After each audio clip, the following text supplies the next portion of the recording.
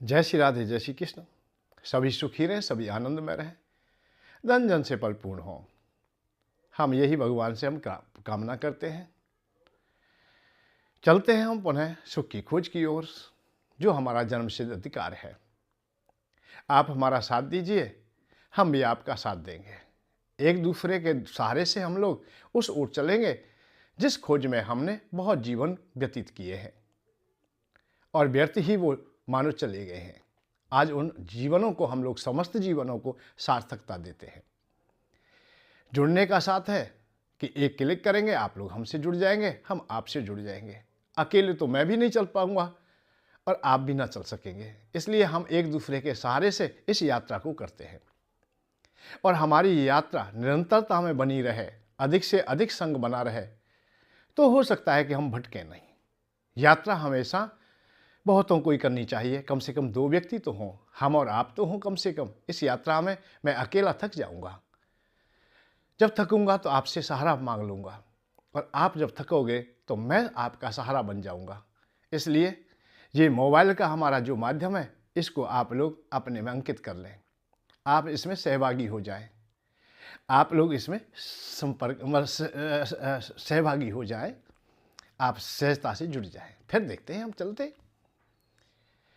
और इस धराधाम में हम लोग चलते हैं तो हम ये देखते हैं कि कहीं हमसे कोई अपराध ना हो जाए। जैसे साधु का एक स्वभाव होता है, रास्ते में जब चलता है तो उसकी एक गौणिकता है कि कहीं मेरे द्वारा कोई कीट पतंग, पशु, छोटे छोटे कीट भी, या कोई भी जीव प्राणी अहित में ना चला जाए, अर्थात मेरे द्वारा कोई अपराध ना बन जाए। तो इसलिए चींटियों को भी देख के चलते। साधु चले पापा पैया, चींटी को बचाएंगे। और राजा महाराजा और ऐश्वर्यशाली लोग तो कैसे भी चले, उनका क्या है। राजा चले हाथी घोड़ा पाल की सजाए के, राजा तो कैसे भी चल ले, परंतु हमें सद्मार्ग पर चलना है, हमें संतों के मार्ग पर चलना है, हमें उस मार्ग की ओर चलना है जहां द्वंद्व ना हो, द्वंद्वों से रहित हो। तो इसलिए हमें सावधान होकर चलना है। हमारी यात्रा विकार रहित हो, द्वंद्वों से रहित हो। इसलिए आप लोग मेरा साथ दीजिए, मैं आपका साथ देता हूं। चलते हैं उस यात्रा में। हम देखते हैं कभी कभी हम ऐसे ऐसे पड़ावों पर अटक जाते हैं जो विशेष पड़ाव थे नहीं, परंतु हमने वो स्वीकार कर लिए और जीवन पर्यंत के लिए कर लिए। उन्हें हम छोड़ ही नहीं पाए। हमारे मन, चित्त और आत्मा तक, अर्थात बुद्धि विवेक, सब में ऐसे रम गए कि उन्हें हम छोड़ने को तैयार भी नहीं है। छोड़ते हैं तो हमें भय लगता है, संकोच लगता है, हमें ऐसा लगता है हम बहुत अधूरे रह गए। जैसे हम लोग सत्य बोलने लगे तो झूठ के बगैर हम रूखे रह जाते हैं। हमारा मन नहीं लगता, हमें कहीं ना कहीं फिर झूठ बोलने का मन करता है कि झूठ बोल देते तो थोड़ी देर के लिए फिर सुखी हो जाएंगे हम लोग। परंतु नहीं, ये हमारी परंपरा बन गई है, आदत बन गई है, हमारी लत बन गई है। जबकि ऐसा नहीं है कि हमें असत्यता हमें कभी भी शांति देगी, या झूठ हमें शांति देगी, नहीं देती। और इसका कारण क्या है? कारण यही है कि हमने जितना भी प्रचार प्रसार सुना वो उसी प्रकार का सुना, उसी में रम गए। जैसे संतों ने कह दिया, वक्ता प्रवक्ताओं ने कह दिया, बहुतों ने कह दिया, ये संसार मिथ्या है। अब हम कहीं सत्संग करते हैं तो हम यही बात कहते हैं कि ये संसार मिथ्या है। हमने अनुभव किया या ना किया, फिर भी कह दिया। ये विषय मिथ्या है, उनको भी कह दिया। ये बहुत फंसाने वाले हैं, अर्थात दुख देने वाले, पीड़ा देने वाले, हमने स्वीकार कर लिया। और हम भी अब चर्चा में कहीं भी रखते हैं तो यही रखते हैं कि विषय तो बहुत बुरी चीज है। अब कहते नहीं है, अच्छा, बहुत ऐसी चीजें कहते नहीं है, परंतु हम स्वीकार करते हैं। जैसे हम लोग संसार के विषयों को ही, ये पूरी धराधाम में जितनी भी दुनिया है, कीट पतंग, पशु पक्षी, मानव, सब लोग सब विषयों को स्वीकार करते हैं। सबके हृदय में काम है, सबके हृदय में लोभ है, सबके हृदय में भूख है, सबके हृदय में ये विषय निरंतर होते हैं। सबको चाहे, सबको इच्छा है, सब सुखी रहना चाहते हैं, सब सुविधाएं चाहते हैं, चाहे कोई भी है। हर योनि में किसी भी, चाहे दुष्कर से दुष्कर, कोई कठिन से कठिन योनि क्यों ना हो, जिससे कोई सुविधा ना, फिर भी वो चाहता है कि ये देह मेरी बनी रहे और इसमें मैं सुखी रहूं। कोई नहीं मरना चाहता है। तो हम लोग यही अवस्था हम देखते हैं कि हम हर विषय में हम ये चाहते हैं कि ये बना रहे, पर बना कैसे रहे? क्योंकि सब ने हमें दिया है, सब ने बताया है। अब बता कैसे दिया? झूठ बता दिया है, सत्य। भाई हम लोग त्यागी रहे, सब में हम लोग, सब जगह हमारी बड़ाई हो तो ये बहुत दान करने वाले हैं, ये बहुत अच्छे व्यक्ति हैं। दान देना या चाहे हम कंजूस हैं, हम लोभी हैं, हम किसी को देते नहीं, किसी की सहायता नहीं करते, फिर भी हम अपने मन में ये रखते हैं कि हमारा दानियों में नाम आए। दानी हमसे कहें सब लोग कि हम बहुत दान करने वाले हैं और हम तो सब पर द्रवित होने वाले हैं, चाहे हो या ना हो। बात इस बात की है थोड़ी कि दान देता नहीं, फिर भी अपने को ये चाहता है कि मैं दानी हूं। शीलवान नहीं है, फिर भी शीलवान बनता है। लोभी है व्यक्ति, वो बड़ा अपने को त्यागी दिखाता है कि मैं बहुत त्यागी हूं। और दुनिया तो भाई लोभ में परिणत है, लोभ में ही दुनिया है सब, अपनी नहीं कहता है कि मैं लोभी हूं। ऐसे ही भगवान के सामने भी हम बहुत बातों को झूठ बोल देते हैं, बहुत छुपा लेते हैं हम आज चलते चलते चलते चलते इतने हम लोग भयभीत हैं या इतने हम संकुचित हो गए हैं कि अपने हृदय को भी कहीं खोल नहीं सकते, कह नहीं सकते। हम भगवान के सामने भी नहीं कह सकते, भगवान से भी हम ये नहीं कह सकते भगवान हमें ये अभाव है, इसको दे दे। वहां भी हम सेठ साहूकार बनते हैं, बड़े बड़े बनते हैं। जैसे आप लोग कीर्तन करें, आप लोग आरती गान करें, जहां त्याग की परिभाषा आएंगी वो बड़ी जोर जोर से गाएंगे आप लोग, बहुत तेजी से। तन मन धन सब कुछ तेरा, और तेरा तुझको अर्पण क्या लागे मेरा, तेरा तुझको अर्पण क्या लागे मेरा। अब बताइए, इससे ज्यादा कहीं बैरागी मिल सकता है? इससे ज्यादा कहीं त्यागी मिल सकते हैं?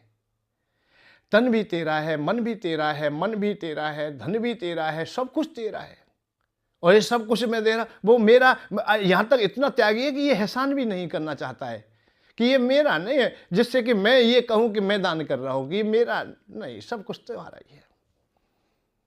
और बड़ी तेजी से गाता है, बड़ी राह में गाता है, संगीत में गाता है, राग में गाता है, अनुराग में गाता है, बड़ी प्रकार से गाता है। अब यही पलट आ जाए जबकि हृदय में कुछ और छुपा था कि सब लोग बड़ाई करें इसलिए कह दिया मैं त्यागी हूं, ये शरीर भी अपना है इसलिए कह दिया है, मन भी, मैं अंतरात्मा भी भीतर से तुम्हारी है। बचा क्या? कुछ भी नहीं बचा। यहां तो राग ही खत्म हो जाता है, यहां मोक्ष धर्म प्रारंभ हो जाता है। तत्व ज्ञान उसे प्राप्त हो गया। इस तत्व ज्ञान को प्राप्त करने के लिए कितने कितने जीवन चले गए, कितना कितने मेहनत किया गया, कितना सब कुछ किया गया, फिर भी यह तत्व ज्ञान नहीं प्राप्त हुआ। बहुत कितने लोगों को नहीं हुआ।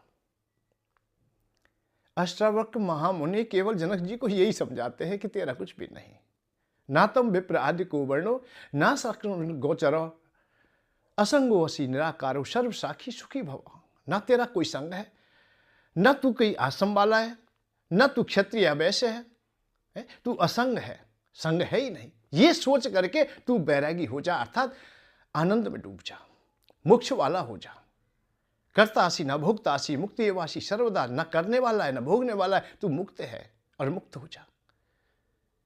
जो हम प्रतिदिन हर व्यक्ति कह रहा है, चिल्ला चिल्ला के कह रहा है, तन मन धन सब कुछ तेरा, और तेरा तुझको अर्पण क्या लागे मेरा, एहसान भी नहीं, अर्थात ये भी नहीं कहना चाहता है कि मैं कुछ दे रहा हूं या मैं कुछ कर रहा हूं। तो अष्टावक्र गीता, अवधूत गीता से मेल खाते हुए ये शब्द है, और हम बोल रहे हैं, निरंतर बोल रहे हैं। अब दोहराव कहां होता है, छुपाव कहां होता है, परेशानी कहां होती है? परेशानी ये होती है ना तो तन देने में हम सक्षम हैं, ना मन देने में, और ना धन देने में है। हम किसी भी चीज को दे नहीं सकते। जब कोई पीड़ा है तो तन भी मेरा है, देश के लिए आवश्यकता पड़े तब भी मेरा है, धर्म के लिए आवश्यकता पड़े तब भी मेरा है, सामाजिक कार्यों में ये तन लगने चाहता है तो उस समय भी मेरा है। नहीं, मैं समाज को नहीं दूंगा, क्या मेरी ठेकेदारी? गांव नगर किसी के लिए देने की बात आए तो नहीं देंगे। जब इस तन को देने की आवश्यकताएं पड़े तो देना बड़ा कठिन हो जाता है। मन की भी बात करें तो वो भी विचारधारा मेल नहीं खाती कि वो गलत बोल रहा है, वो नहीं, मैंने तो वैसे ही कह दिया था। मन की भी बात है। अब वो चंदा की रसीद में भी किंतु परंतु निकालता है। जो धन लुटा रहा था, जो सब कुछ तेरा था, अब कोई विशेष कार्य आ जाए देश के लिए, धर्म के लिए, समाज के लिए, तो वो खुल के पैसा भी नहीं दे पाता। आरती के थाल को देख के भयभीत होता है, पीछे हटता है। कि टूटा नहीं है। जब 100 के नोट की बात नहीं थी, जब बैंक में भी था वो भी दे दिया, तब तो जितनी भी हमारे पास खेत खलियान संपत्ति थी वो सब दे दिया, परिवार को भी दान कर दिया, और अब वो टूटा नहीं है। वही कि वही हम झूठ में सम्मिलित हो गए। यदि वही वाणी स्थिर हो जाती, वही हृदय से निकल जाती, तो आपको कहीं परमात्मा खोजने की आवश्यकता पड़ती नहीं। सुख की खोज वही हो जाती, तत्काल सुखी हो गए होते हैं। वेदांत सार सर्वज्ञम ज्ञान विज्ञान में बचा अहम आत्मा निराकारो सर्वसाखी सुखी भव, इस आत्मा को समझ गया होता। ये वेदों का सार है, शास्त्रों का, पुराणों का सार है, सबने निचोड़ दिया है। आत्मा निराकार है, आकार में है ही नहीं। ये आकार रहे तो हो जाता, जब कुछ अपने पास रखा ही नहीं तो फिर बचा ही क्या। परंतु नहीं, हम संकुचित हो गए हृदय में, परंतु हमारे में लोभ था। बाहर से ही हमने कह दिया, कालनेमी बाबा की तरह हमने केवल त्याग की परिभाषाएं बताई, ऊपर ऊपर से कही और चिल्ला के कही। त्याग की परिभाषाएं तो चिल्ला के बताई हमने आपत्ति को भी ना बताया, आपत्ति को भी खुल के ना बता सके, अपनी पीड़ा को भी ना बता सके। हमें इतना समझा दिया है कि आपत्ति मत बोल देना किसी के सामने, लोभ की बात मत कह देना, क्योंकि तुम कहोगे तो दूसरे को ये लगेगा ये चाहता है कुछ भी, इसके हृदय में लोभ है। वही बात हमने रट ली। हम भगवान के सामने भी नहीं कह रहे कि हम कर्जदार हैं, हम ऋणी हैं, हम दुखी हैं। इस धराधाम में कोई भी व्यक्ति ऐसा नहीं है, कोई भी प्राणी ऐसा नहीं जो ऋणी ना हो।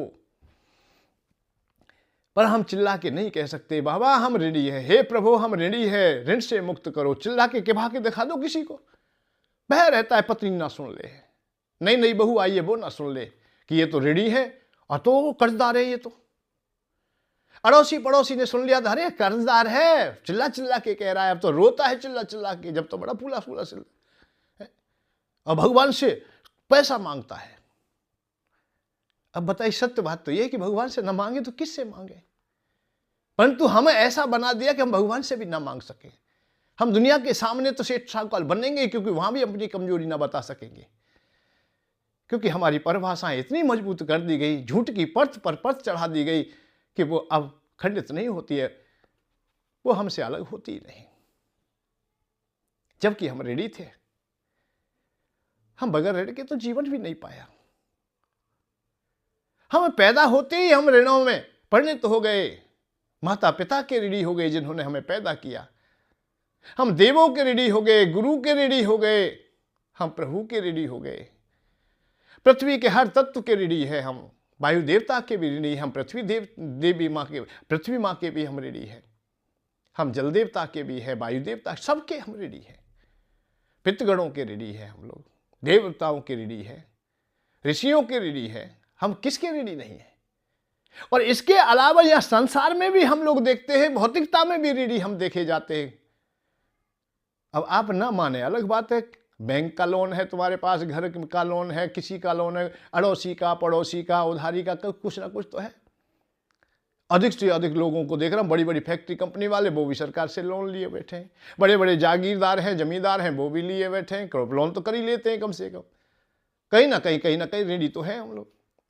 और असहाय लोग हैं वो, उनका तो कहना ही क्या है, उनके सामने तो ऐसी ऐसी पीड़ा है जो कह भी नहीं सकते, रो भी नहीं सकते, क्योंकि रोना भी उनका छोटा हो गया है, वो पीड़ा भारी हो गई है। यदि किसी का कर्जा है तुम्हारे ऊपर, आप बहुत दुखी हो, और दुखी नहीं, संसार में जितने दुख हैं सबसे ऊपर बैठे हो आप ही, आपसे बढ़कर कोई दुखी नहीं, ऋणी से बढ़कर के कोई दुखी है ही नहीं। सुखी वो जो ऋणी ना हो।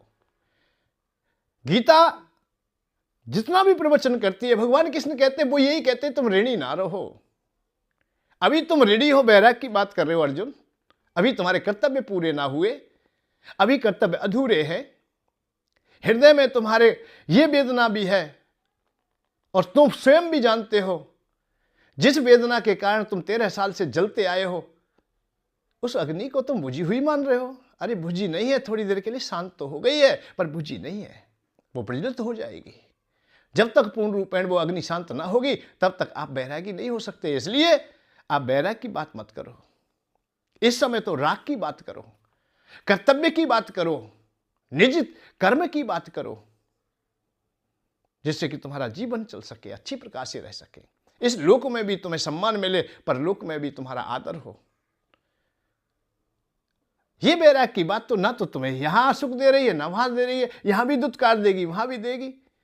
बैराग की चर्चा यहां तुझे झूठा कहेगी, तुझे निकम्मा कहेगी, तुझे आलसी कहेगी, तुझे कायर कहेगी, तुझे नपुंसक कहेगी। कृष्ण भगवान ने बहुत गाली दी। किसको दे रहे? एक बैरागी को दे रहे, जो समस्त रागों को त्यागना चाहता है और कह दिया है कि मैंने त्याग दिए है, मैं भीख मांग लूंगा, भीख मांग करके खाना हितकर होगा, परंतु मैं युद्ध ना करूंगा, मैं कर्म ना करूंगा, मैं किसी का वध ना करूंगा, कर्तव्य का पालन ना करूंगा, यहां तक बात है। परंतु कह दिया, इससे ज्यादा बैरागी कहां से लाएंगे? पर बैरागी को भगवान कृष्ण गाली दे रहे हैं।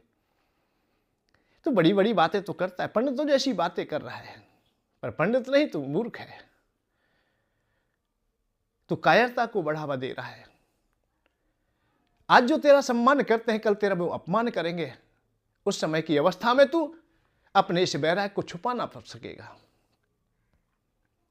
पुनः तू क्रोधातुर होगा, शस्त्र लेके फिर खड़ा हो जाएगा। और ये बात अच्छी नहीं है कि बैराग्य धारण करने के बाद में पुनः संसार में आए, ये शास्त्रों ने अच्छा नहीं माना है।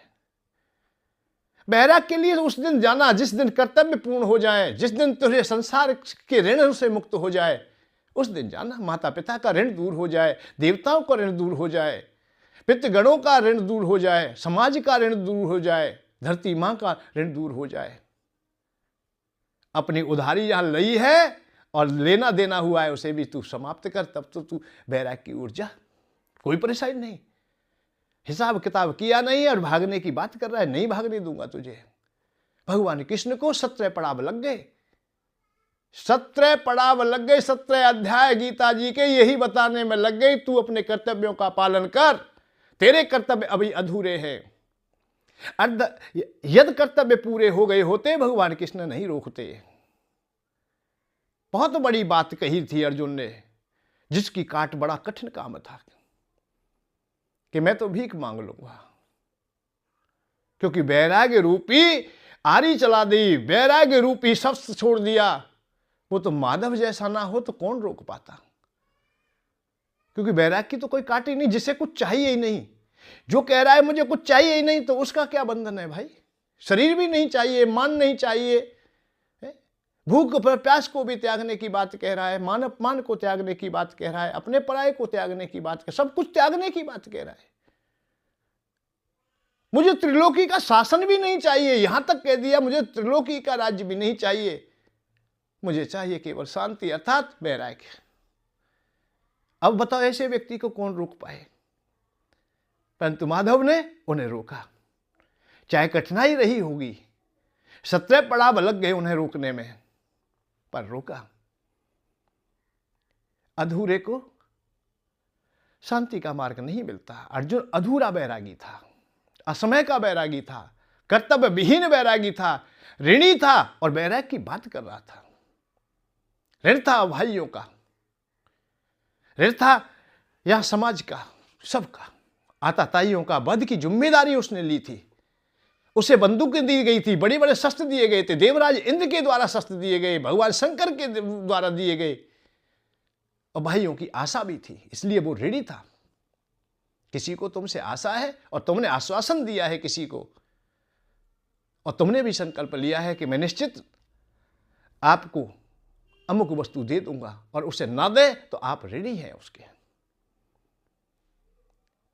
तो बात इस बात की है कि हम लोग अपने को झूठ मूठ में ले जाते हैं, तो अर्जुन से बढ़िया बैरागी नहीं। ऐसे ही हम लोग, अब जो आरती गा रहा है उससे ज्यादा बैरागी हम खोज के कहां से लाएंगे, जिसने तन भी दे दिया, मन भी दे दिया, धन भी दे दिया, और देने वाला दे तो सब कुछ रहा है पर दे भी कुछ नहीं रहा है। यही हमें अशांति का मार्ग है, यही है। इस सत्य को जान जाइए, बस कहने से नहीं होता है। कहे तो कालनेमी बाबा भी बढ़िया रहा है क्या? कालनेमी बाबा बढ़िया संतों में मान लिए गए क्या? बढ़िया व्यक्तियों में मान लिए गए? नहीं माने, नहीं स्वीकार किया। तो हम भगवान से तो कम से कम सचमुच में कह दें कि हम रेडी हैं, परंतु हमें तो इतना पढ़ा दिया गया कि अब ये नहीं कह सकते कहीं किसी से कि हम रेडी है। हम विषयों के बारे में किसी के कह ही नहीं सकते कि हम क्रोधी हैं। हम क्रोधी कहना नहीं चाहते, और जबकि हम क्रोधी हैं। हम 1 रुपए की हानि नहीं सहन कर सकते। मुकदमा लड़ रहे जा रहे हैं, कितने कितने फायदे हैं, कितने केस हैं, कितने लोग जेल में पड़े हैं, सब क्रोधी तो है। परंतु कोई कहे कि तुम क्रोधी हो, वो स्वीकार नहीं है। कोई कहे कि तुम लोभी हो, आप अड़ोस पड़ोस में कह के भी देख लेना किसी से भी कि तू बड़ा लोभी है रे, तत्काल लड़ने को आ जाएगा। जबकि 1 रुपया किसी को नहीं दे सकता है, हानि भी सहन नहीं कर सकता है, चाहे उसे दलाली करनी पड़े, झूठ बोलना पड़े, मिथ्या बोलना पड़े, उसके लिए कोई परेशानी नहीं। आज जो खैरात ले रहे हैं, झूठ बोल के ही तो ले रहे हैं, सब्सिडी लेते हैं, झूठ बोल के ही तो लेते हैं। अरे हमारे 4 बच्चे हैं, फिर भी हम नहीं, हम तो वृद्ध हो गए, 60 साल के हो गए, अब तो हम पेंशन के मालिक है। क्यों कमा के रख गया तू है? क्यों है पेंशन का मालिक? पेंशन क्यों लेगा भाई? केवल असहाय के लिए है, लाचार के लिए है, मजबूर के लिए है। यदि आप असहाय नहीं हैं, आपके सामने ऐसा कोई धर्म संकट नहीं है, तो नहीं लेना चाहिए। राजा की खैरात तो वैसे भी नहीं लेनी चाहिए। हमारे घर में अन्न है, भंडार है, हमारी व्यवस्था भी ठीक है, तो हम क्यों खैरात लें? हम क्यों भीख के टुकड़े खाएं? सनातन धर्म ने तो नहीं कहा है भैया। परंतु हमारी समाज में प्रचलन हो गया है कि फ्री का तो कैसा भी मिल जाए, कहीं से भी मिल जाए, ले लो, ले लो भाई, ले लो। दौड़ रहे, पल्लो लेकर के दौड़ रहे, चाहे तेल फैलता चलाए। समाज ने भी स्वीकार कर लिया और कह दिया, जबकि वो दंडात्मक अपराध था कि सरकार तेल दे, पल्ले में ले। जिसने भी कहा उसे दंड मिलना चाहिए था। वो अपराधी है, देश का अपराधी है, देशद्रोही है, वो समाज का अपराधी है। पल्ले में तेल लेने की कौन ने परंपरा बताई? क्या तूने पढ़ा नहीं कि तेल हमेशा पात्र में लिया जाएगा? परंतु हमने वो परंपरा बना ली, हमने स्वीकार कर लिया, मान लिया, सबके द्वारा मान लिया। ऐसा अपराध न करें। यही अपराध तुम्हें सुख की खोज से वंचित करते हैं, यही अपराध तुम्हें मार्ग से रोक देते हैं। वो शांति के मार्ग तुमसे दूर चले जाते हैं, कोसों दूर चले जाते, दृष्टि से ओझल हो जाते, लुप्त हो जाते। क्योंकि छोटा छोटा ये अपराध छोटा नहीं है, ये बहुत विशाल है। हम सोच लेते हैं, हम केवल मन में ही सोच लेते हैं, कोई बात नहीं, 100 रुपये तो लिए हैं। बात 100 रुपये की नहीं है, 4 चावल की है, 4 चना की है। माधव का हिस्सा सुदामा ने 1 मुट्ठी तो खाया था। वो थे कितने, और वो भी पेट में खाए थे। ये नहीं कि उन्होंने व्यापार कर दिया था, कहीं ऐशो आराम में गुजार दिए, केवल खा लिए थे। हिस्सा खाया, उसका परिणाम भोगना पड़ा सुदामा को। कभी जान के देखिए, कभी समझिए, सनातन धर्म को समझिए, सनातन धर्म को जानिए। यह सत्य को तुम ना जान सके और आज केवल तुम्हारे पास ये 10-5 साल रह गई हैं, सनातन धर्म नहीं बेकार हो जाएगा। क्योंकि प्रवचनकर्ता विपरीत मार्ग में भटक गए हैं, सब एक दूसरे की होड़ करते हुए भटकते जा रहे हैं। जो बैरागी है वो राग समझाने में लगा हुआ है, जो ज्ञान की बात कर रहा है वो अज्ञानता में परिणत हो गया है, जो मोक्ष धर्म की बात बताता है वो बंधनों में पड़ गया है। सनातन धर्म मेरा कैसे बचेगा, ये चिंता है। हम विपरीत होते जा रहे हैं। जो हमें समाज को पुष्ट करना चाहिए था, मजबूत करना चाहिए था प्रवचन के द्वारा, हम प्रवचन दे ही नहीं पाए, हम बता ही नहीं पाए, हम कह ही नहीं पाए। क्यों नहीं कहा? या तो हमारा ज्ञान अधूरा था, या हमारे मन में कोई दोहराव था। हम इतना ना बता सके कि माता पिता की तुम्हें सेवा करनी है। इससे अधूरा प्रवचन कब होगा? प्रवचन करता फैल हो गए। ये नए युग का सवेरा है, नया रास्ता चाहता है, नया मार्ग चाहता है। युग बदलते हैं, समय बदलते हैं, और धर्म में भी कचरा धीमे धीमे सम्मिलित हो जाता है। सहजता, अरे आकाश से बूंदें गिरती है, बड़ी बेकार रहित होती है, उनमें कोई बेकार नहीं होता है, पर पृथ्वी का स्पर्श पा करके उनमें बहुत गंध मिल जाती है। ऐसे ही शुद्धिकरण से प्रवचन प्रारंभ होते हैं। सत्य धर्म की निष्ठा, वेदों की जब स्थापना हुई तो उसमें कोई भी असत्यता नहीं थी। भगवान कृष्ण ने अर्जुन से कहा कि जो मैं तुझे ज्ञान दे रहा हूं वो मैं पहले युगों में भी दे चुका हूं, बहुत पहले दे चुका हूं। पुरातन ज्ञान है ये, आज का नहीं, तुझे मैं बता रहा हूं। और मैंने सूर्य को दिया था सबसे पहले, सूर्य नारायण को। अर्जुन तो सब पका गए, मान कि आप तो इसी युग में पैदा हुए हो, यही इसी काल की बात है आप। और सूर्य तो बहुत पुरातन है, हमारे पूर्वजों से भी पहला है, पूर्वज के पूर्वज से भी पहला, सतयुग से भी पहला, और चौकड़ी भी बीत गई उनसे भी पहला, मनवंतर बीत गए उनसे भी पहला। अर्जुन कह रहा है कि तुमने सूर्य भगवान को दिया, सूर्य भगवान को तुमने कभी ये ज्ञान दे दिया? तो भगवान अपनी प्रभुता के द्वारा बताते हैं, ऐश्वर्यता से बताते हैं कि तू नहीं जानता, मैं जानता हूं, क्योंकि मैं ईश्वर हूं, मैं परमात्मा हूं, तू जीव मात्र है, तू नहीं जानता। माने कि मैं कैसे जानूं, कैसे समझूं? तो उसका भी उपाय उन्होंने बताया। दिव्य दृष्टि उन्हें देते हैं, उन्हें भी अपना रूप स्वरूप, अपने गुणिकता सब बताई थी। पर भगवान कह रहे हैं यहां, वो ज्ञान जब मैंने मनु जी को दिया, मनु ने अपने पुत्र को दिया इक्ष्वाकु को, इक्ष्वाकु जी ने और अपने पुत्रों को दिया, राजर्षियों में आया, आते आते आते आते उसमें कचरा मिल गया, सत्य ढकता चला गया, अर्थात लुप्त हो गया। वो दिव्य ज्ञान जो मैं तुझे दे रहा हूं वो लुप्त हो गया, अब पुनः मैं नया दे रहा हूं, तुझे नया करके दे रहा हूं, तुझे साफ सुथरा करके दे रहा हूं। नहीं तो ये ज्ञान पहले भी था, परंतु लुप्त हो गया। ऐसे ही आज के प्रवचन की धारा में हमने विषय मिला दिया है, कचरा मिला दिया है, बहुत कुछ मिला दिया है। और जब जब कचरा मिलेगा तो उसे साफ करने के लिए, जैसे सोने में जब कचरा मिल जाता है, रांगे पर रांगा मिल जाता है, टांके पे टांका चलता है, उसमें नाना प्रकार की धातुएं मिल जाती हैं, तो क्या करते हैं? उसे तपाया जाता है, उसका रिफाइंड किया जाता है, उसे साफ किया जाता है, रांगे को जला दिया जाता है, उसको अलग कर दिया जाता है। पावक की लपटों में पड़कर सोना कुंदन बन जाता है, पावक की लपटों में पड़कर सोना कुंदन बन जाता है, और त्याग तपस्या से मानव माथे का चंदन बन जाता है। सोने को तपाने के बाद उसे कुंदन बनाया जाता है, पवित्र किया जाता है। कुंदन का भाव है कि उसमें अब कोई रांगे का टाका नहीं है।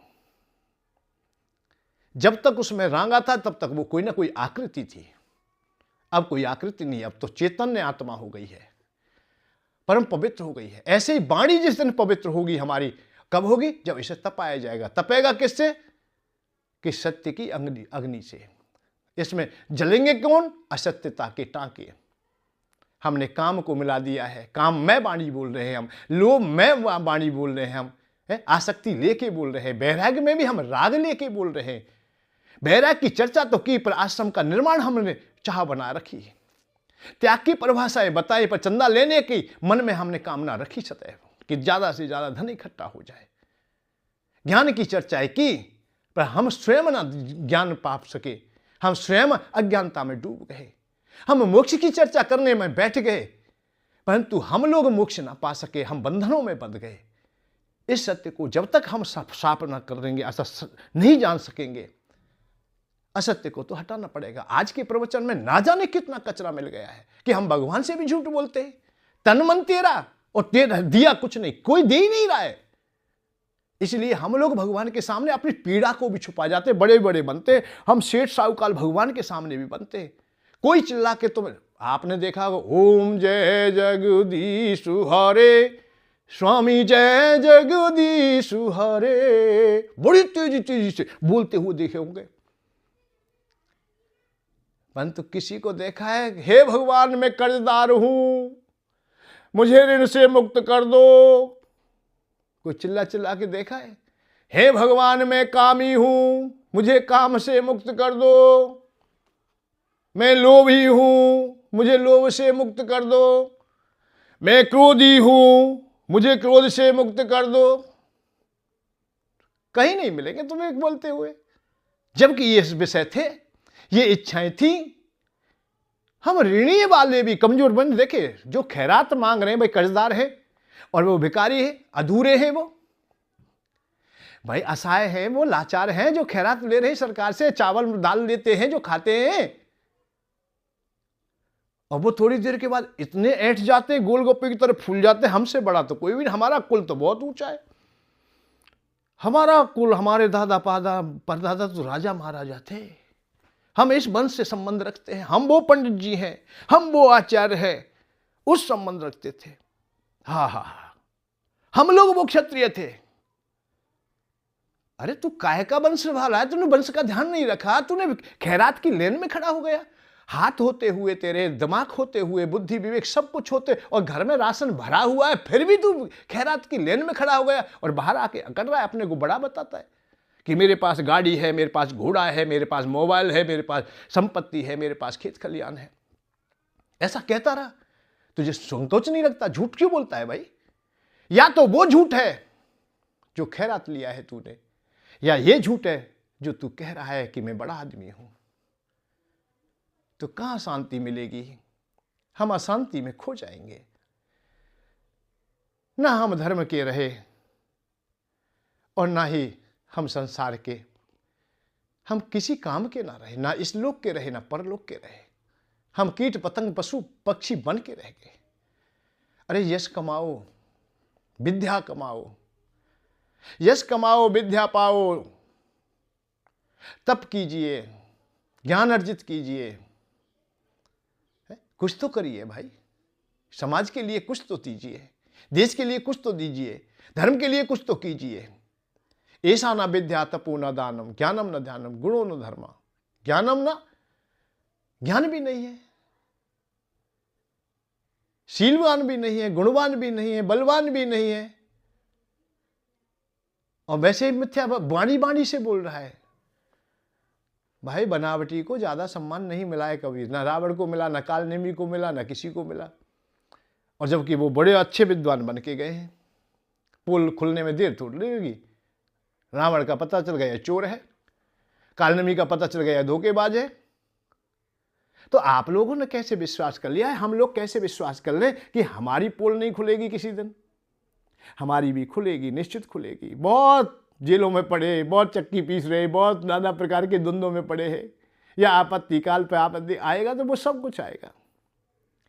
अरे सही बोलिए। आप चोरी करते हो तो कहिए कि भाई मैं चोरी करता हूँ, चोरी करके मैं जीविका चलाता हूँ। मैं गौपालन करता हूँ, मैं गाय चराता हूँ, गाय चरा के पालन करता हूँ। मैं दुकान करता हूँ, दुकान करके मैं अपनी जीविका चलाता हूँ। क्या परेशानी है? सत्यता में तो कई बात नहीं। सत्य, एक चीज तो तुम्हें मिल ही जाएगी कि सत्य बोल रहे हो। मैं ब्राह्मण हूं भैया जाति से, मैं अमुक कार्य करता हूं, तो बताने में क्या बात है? मैं क्षत्रिय हूं। हमने तो ये भी देखा है कि कितने वर्ण वाले, कितने जाति वाले हैं, वो तो अपना कुल गोत्री नहीं बता सकते, अपनी जाति नहीं बता सकते, बताते ही नहीं, चाहे कुछ भी हो जाए कि मैं इस वर्ण से हूं। उन्हें अपने पिता पर भी संकोच आता है, पिता को का पर्चा नहीं दे सकते। ये बहुत लोग अधूरे हैं। हमारा पिता सबसे श्रेष्ठ है, यह हर व्यक्ति को सोचना चाहिए। मेरे पिता आदर के योग्य है, मेरी माता पूजनीय है, जिसने मुझे ये देह दी है, मुझे शरीर दिया है, उसका नाम बताने में क्या है? वंश कोई विपरीत नहीं होता है, कोई वर्ण दूषित नहीं है। अपने अपने कर्म पर, अपने अपने निष्ठा पर यदि खड़े हैं तो हर वर्ण सही है। हर वर्ण को वही गति प्राप्ति होती है जो एक योगी को प्राप्त होती है। एक ब्राह्मण की जो गति होती है वही क्षत्रिय को क्षत्रिय धर्म निभाने से हो जाती है। वैश्य को वही गति प्राप्त होती है जो ब्राह्मण को प्राप्त होती है, परंतु अपने व्यापार को, अपने गौपालन को सही निष्ठा से कर लेता है। तो एक सेवक को अर्थात शूद्र को भी वही गति प्राप्त होती है जो एक ब्राह्मण को होती है, क्षत्रिय को होती है, एक वैश्य को होती है, यदि वह उसके हृदय में सेवा भाव निष्ठा पूर्वक हो। ये चार वर्ण अपना अपना काम करे, क्या परेशानी है? परंतु नहीं, हम अपना परिचय भी नहीं दे सकते, बता भी नहीं सकते हम अमुक जाति से हैं। ऐसा हम देख रहे हैं। हम लोग इतने छुप गए हैं, या इतने भयभीत हो गए हैं, या इतना हमने पाप के हैं, अधर्म के हैं, क्या है वो स्वीकार कर लिया है कि हम अपने को ही स्वयं ही जुटला रहे हैं, अपने को ही हम लोग खो गए हैं, अपने में अपने को ही हम ढूंढने में लग गए हैं, या हम खो गए हैं। अपने को कैसे पाओगे? कैसे खोज पाओगे? उस द्वंद्वों से कैसे निकल पाओगे? बहुत गहराई में वो द्वंद्व बैठ जाएंगे, तुम्हें अशांति या शांति मिलेगी, जीवन तुम्हारा व्यर्थ चला जाएगा। जैसे पहले जाते रहे ऐसे ही आज भी चला जाएगा, कहीं भी शांति का मार्ग ना मिलेगा। अच्छा नहीं है। अपने को सने सने सने सने मजबूत कीजिए, सही मार्ग पे लाइए। युग बदला है, आपको भी बदल जाना चाहिए। सतयुग बदला, त्रेता आ गया है। सतयुग की बहुत परंपराएं छोड़ी गई, त्रेता में नई अपनाई गई। त्रेता भी चला गया, द्वापर आया, त्रेता की परंपराएं बहुत छोड़ दी गई, द्वापर में नई परंपराओं का प्राकट्य हुआ। रहना सहना, बोलना चालना, सब परंपराएं, पूजा पद्धति या ध्यान समाधि, सब में कुछ ना कुछ परिवर्तन हुए नए युग के अनुसार। कलयुग आया, सतयुग का भी कुछ हिस्सा है, पूर्ण नहीं है, त्रेता का भी है, द्वापर का भी है, परंतु अपना प्रभाव उस कलयुग का भी है। उसने भी अपनी परंपराओं को सम्मिलित किया, पुरानी परंपराओं को जिनकी आवश्यकता थी वो रखी, बाकी की हमने छोड़ दी। रहने के ढंग बदले, हमारे खाने के ढंग बदले, पहनने के ढंग बदले, बोलचाल बदली, भाषाएं बदली, नई नई भाषाएं आई, नए नए शब्द आए। कितने शब्द हैं जो रोजाना उत्पन्न होते हैं और पुराने मर भी जाते हैं। आप सोचते होंगे शब्द भी मर जाते हैं, हाँ, बहुत शब्द मर जाते हैं। हमारे देखते देखते बहुत शब्दों का उच्चारण ही नहीं होता है।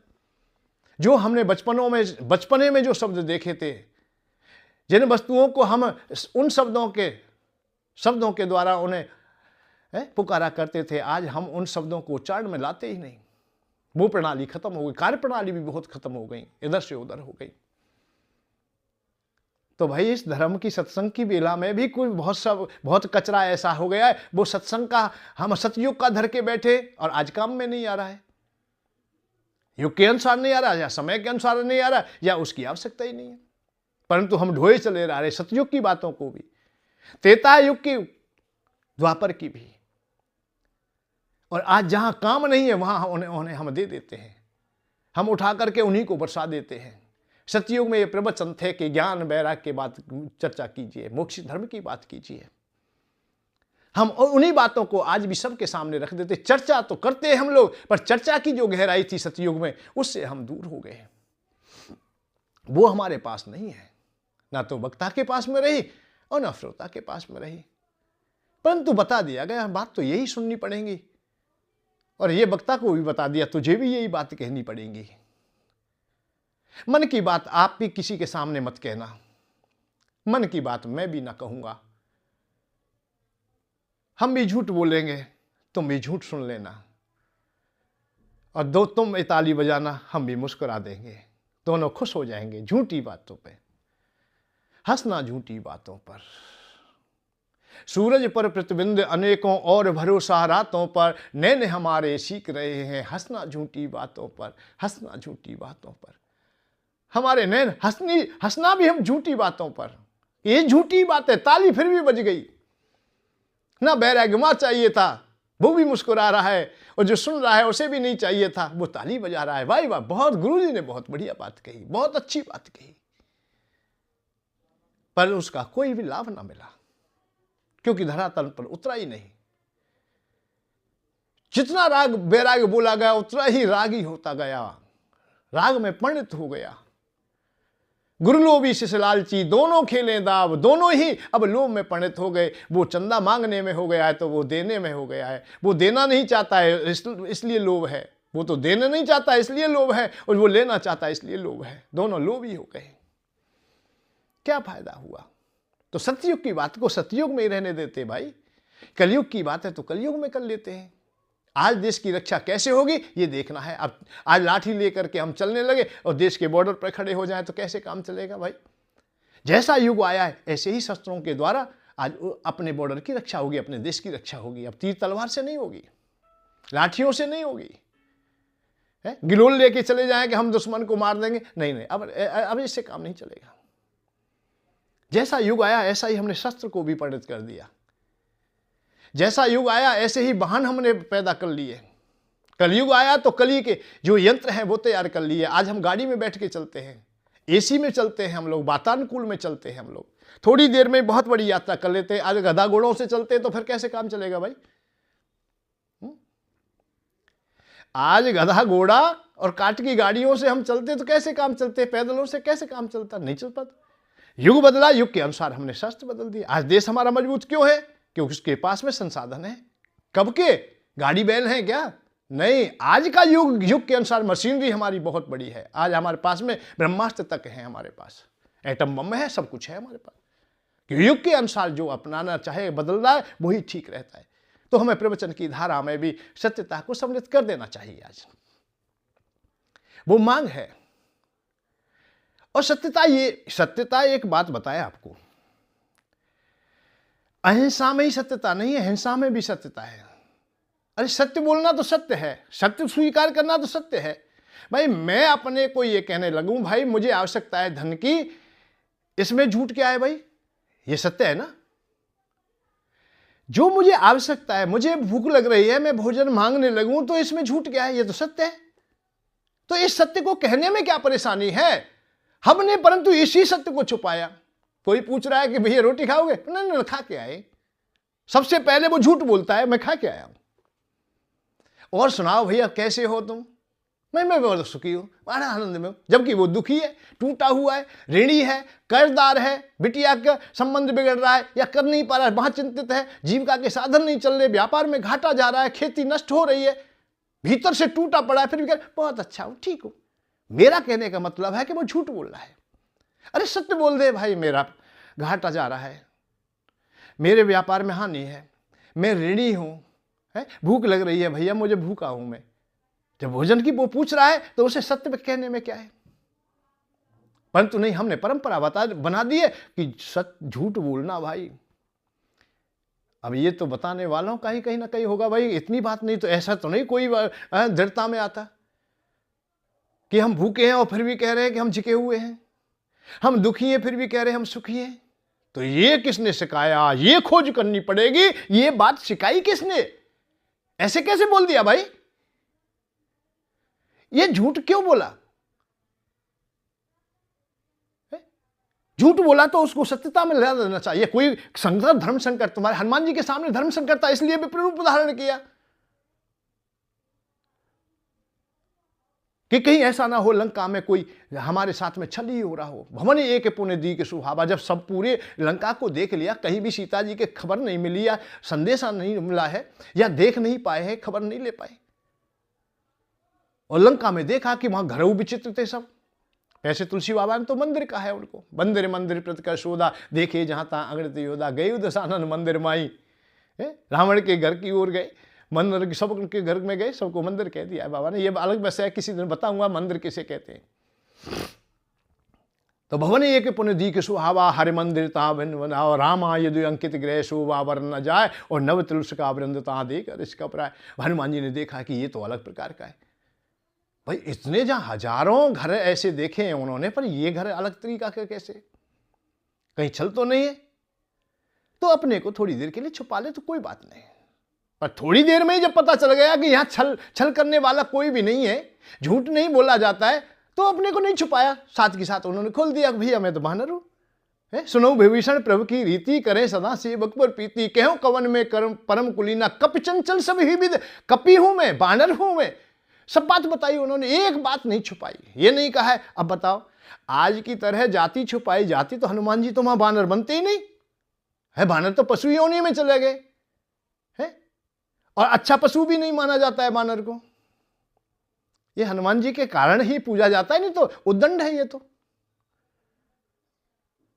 पर हनुमान जी तो नहीं छुपाया कि भैया मैं बानर हूं, बानर जाति से हूं मैं। आज हम कैसा देखते हैं कि अपनी जाति को छुपाते हैं, और लोभ के कारण जाति को छुपा के दूसरी जाति के भी बन जाते, प्रमाण पत्र बनवा लेते हैं कि ये लाभ मिल जाए, ये खैरात मिल जाए, हमें ये फ्री का राशन मिल जाए। इसके लिए अपने को और नीचे गिरा देते हैं, और वहां जाके तो रो रो के कहते हैं कि हमारे तो 100 पीढ़ी भी भिखारियों की है, कई पीढ़ियों से हमारे पिताजी तो भीख पहले से मांगते थे, हमारे दादा भी मांगते थे, भैया हमारे का जी बना दे, 500 रुपये ले ले घूस के, पैसा भी देते हैं। भीख मांगने का प्रमाण पत्र तहसील में बनता है, उसे आय प्रमाण पत्र कहते हैं।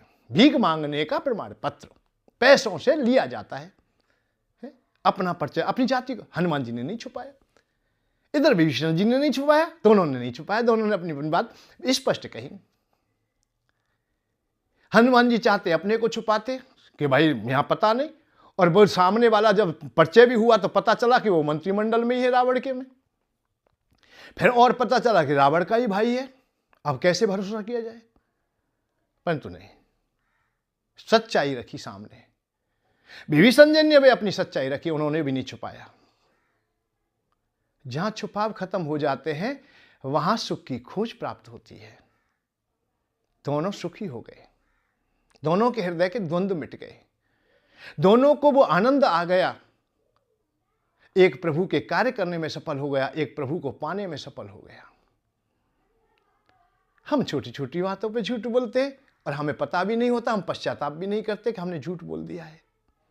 हमने झूठ बोल दिया, ये तुम्हें नींद आ कैसे जाती है भाई? हमारी समझ में ये नहीं आता है, रात्रि में सो कैसे जाते हैं झूठ बोल करके, मिथ्या बोल करके, मिथ्या व्यवहार करके आप सो कैसे जाते हो? अन्न खाद कैसे लेते हो? नहीं, झूठ नहीं बोलना चाहिए। झूठ समय के अनुसार, कम से कम युग के अनुसार, अपने हिसाब से है। कहीं मर्यादा टूटने की बात आती है, कहीं विषम परिस्थिति आती है तो उसमें झूठ बोलते हो तो वो झूठ नहीं होती, वो सत्यता ही हो जाती है। किसी के प्राणों की रक्षा हो रही है तो वो सत्यता ही हो जाती है। किसी बहन का सम्मान बच रहा है, किसी माता का सम्मान बच रहा है, उस समय तुम झूठ बोल देते हो, मिथ्या बोल देते हो कि भाई यहां नहीं मैंने देखा है, तो और जबकि देखा है या तुमने स्वयं ने छुपाया तो कोई परेशानी, ये सत्य है तुम्हारा। इसलिए कहा है आपत्ति काल में मर्यादाएं टूट जाए तो कोई चिंता मत करना। परंतु हमारे पास आपत्ति नहीं था, हमने मौखिक में ही झूठ बोला, इसलिए हम सुख की खोज से वंचित हो गए। तो छोटी छोटी झूठों को अपने को थोड़ा थोड़ा अपने से अलग हटाइए। आप ऋणी हैं तो कहिए, आप नहीं हैं तो अपने को कहिए कि मैं ऋणी नहीं हूं, बहुत अच्छी बात है। पर टटोल के देख रहे ना कहीं ऋणी आप मिलोगे। चाहे समाज के ऋणी हो, किसी साहूकार के हो, किसी बैंक के हो, अर्थ के ऋणी, कहने के बाद अर्थ के ऋणी हो, फिर कहीं वाणी के ऋणी हैं, कहीं वचन दिया है हमने या किसी ने हमारे साथ में उपकार किया है तो उसके भी हम ऋणी हो जाते हैं। माता पिता के ऋणी हैं, जब तक वो बैठे उनका ऋण उतरेगा नहीं तो हम सुखी कैसे होंगे?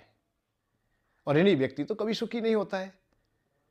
आज देख रहे प्रवचनों की देन है कि ज्यादा से ज्यादा वृद्धाश्रम खुल रहे हैं, वृद्धशाला खुल रही हैं, बहुत बढ़िया। प्रवचन का फायदा क्या हुआ भाई? भाई मैं कहूंगा तो मुझे तो बहुत कुछ सहना पड़ जाएगा, बहुत कठिन हो जाएगा कार्य, कड़वापन होता है। भाई जो बात हम कर रहे हैं, जो काम कर रहे हैं और उससे लाभ ना हो, या तो या लोक में हो या परलोक में हो, कहीं तो लाभ हो जाए भाई। हम प्रवचन करें और इस लोक में भी काम ना आए और परलोक के भी काम ना आए, फिर भाई माइक में क्यों चिल्ला रहे हो भाई? फिर चिल्लाना बंद कीजिए। फिर दूसरों को ध्वनि प्रदूषण के द्वारा परेशान क्यों कर रहे हो भाई? हम ये ना बता सके माता पिता की सेवा करनी है और क्यों करनी है, कोई एहसान नहीं है, तुम रेडी हो इसलिए करनी है, तुम कर्जदार हो, अरे ये तो बता सकते हो कम से कम। और कुछ नहीं तो यही कह दीजिए कि तुम ऋणी हो, और ऋणी से उड़ नहीं होंगे तब तक तुम्हें बहुत पीड़ा सहनी कर पड़ेगी, रोरक नरक में जाना पड़ेगा, कीट पतंग बनोगे, चांडाल पक्षी बनोगे, चांडाल पशु बनोगे, कुत्ता बनोगे, सुगर बनोगे, बिल्ली बनोगे, पाम टूटेंगे, तुम्हारी नाक टूटेगी, तुम्हें बहुत दुख होगा, बहुत पीड़ा होगी, कढ़ाव में तुम ओट आए। उन्हें बताइए ये बात कि तुम ऋण से मुक्त नहीं हुए। तो हम ये करें माता पिता की सेवा करे मत करे, परंतु जिसका लिया है उसे तो दे दे भाई। जिसका तू कर्जदार है, जिसका ऋणी है, उसे तो दे, उसका तो पूरा दे दे भाई, उसका कार्य कर पूरा। तो माता पिता के हम ऋणी हैं, माता पिता की सेवा कर। और प्रवचन के द्वारा माता पिता की सेवा मत करो, यह बता दिया गया। क्योंकि मेरे यहां वृद्धशाला खुली है, जैसे गायों को खरक में कर दिया जाता है, ऐसे ही तुम्हारे माता पिताओं को एक जगह बंद कर दूंगा, कोई परेशानी नहीं, और जमुना जी के किनारे वहीं फूंक देंगे, तुम केवल पैसा देते रहो। यह प्रवचन का सार निकला सार अंत में। तो ये बात अच्छी नहीं है। हम तो केवल यही बात कहना चाहेंगे, भैया शांति की खोज में निकलिए, सुख की खोज में निकलिए, आनंद और मोक्ष की खोज में निकलिए। वैसे सबसे पहला तो यही है कि आप सुखी हो जाएं। सुखी हो जाएंगे तो आप आनंदित हो जाएंगे, आनंदित हो जाएंगे तो मोक्ष वाले भी होंगे, परमानंद का अनुभव करेंगे। पर सुखी हो लीजिए। दुखी हो करके आपने को सुखी मत बताइए। दुखी है और सुखी बताएं, ये ठीक नहीं है। दुखी हो तो दुखी कहो कि मैं दुखी हूं, सुखी है तो सुखी कहिए मैं सुखी हूं। मैं तो केवल इतना ही बात कहना चाहूंगा, विशेष कोई भी विशेष बात नहीं है। चलते हैं, कल भी हम और आप साथ चलेंगे। दोनों की मित्रता हो जाती है तो एक ना एक दिन हो सकता है कि एक दूसरे के सहारे से हम सुख की खोज में परिणत हो जाए, निकल जाएंगे, निश्चित निकल जाएंगे। एक बात, एक गारंटी तो मैं ले सकता हूं, जितनी देर मेरे साथ रहोगे उतनी देर तो आप लोग सुखी रहोगे, उतनी देर आप अपराधी ना होगे, आप लोग पुण्यवान होगे, श्रेष्ठ होंगे, और उतनी देर का ही प्रतिफल आपको हो सकता है बहुत गुना होकर के प्राप्त हो जाए। सत्संग की बेला तो थोड़ी देर के लिए हो, ठगने की बेला थोड़ी देर के लिए हो, वो तुम्हें नरक में ले जाएगी और सत्संग तुम्हें स्वर्ग में ले जाएगा, अर्थात सुख दे देगा। ठगने की बेला थोड़ी भी, वो तुम्हें नरक में ले जाएगी, महा पीड़ा में घेर देगी, कीट पतंग पशु पक्षी बना के छोड़ देगी। और सत्संग की बेला तुम्हें महामानव बना देगी, माथे का चंदन बना देगी, तुम्हें स्वर्गवासी करेगी, तुम्हें देवता बनाएगी, भगवान के का अनुभव कराएगी, भगवान के दर्शन कराएगी।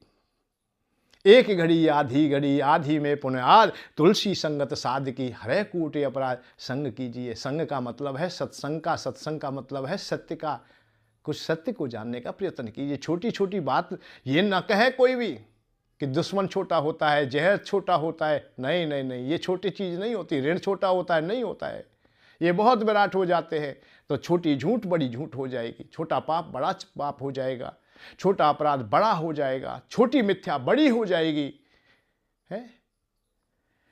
तो आपने को सबल की ओर लाइए, चलते हैं साथ साथ में, कल फिर चलेंगे। थोड़ी देर आप विश्राम कर लेते हैं, भाई संसार में हम रहते हैं तो संसार के भी हम कार्य करें, समाज के कार्य करें, देश धर्म के लिए कुछ सोचें विचार करें। इसलिए कल तक आप लोग विश्राम पाएंगे। जय श्री राधे, जय श्री कृष्णा।